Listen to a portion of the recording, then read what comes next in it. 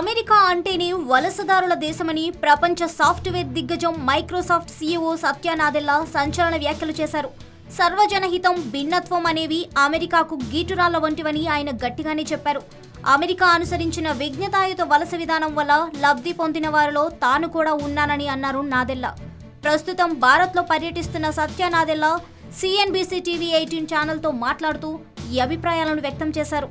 America నూతన అధ్యక్షుడు Donald Trump అనుసరిస్తున్న వలస విధానాలు, భారత్ ఎదుర్కొంటున్న H-1B వీసాల సమస్యపై పలు ప్రశ్నలకు ఆయన సమాధానమిచ్చారు. ఉద్యోగాల విషయంలో అమెరికాలో అయితే అమెరికాకే పెద్దపీట, ఇండియాలో అయితే ఇండియాకే పెద్దపీట వేయటం అనేది తమ కంపెనీ విధానమని చెప్పారు. ప్రతి దేశంలో ఆర్థిక అవకాశాలు కల్పించటమే తమకు మార్గదర్శక సూత్రంగా ఉంటుందని అన్నారు. ఒక అమెరికా కంపెనీగా అమెరికాను చిరకాలంగా నిలబెట్టిన విలువలకు ప్రాధాన్యమిస్తామని చెప్పారు. సర్వజనహితం, భిన్నత్వం అనే దృక్కోణంలో నుంచే విధానాలు రూపొందించుకుంటామని, వలసలు లేకుంటే అమెరికాకు ఇంత ప్రాధాన్యమే ఉండదని చెప్పుకొచ్చాడు సత్య నాదెల్లా.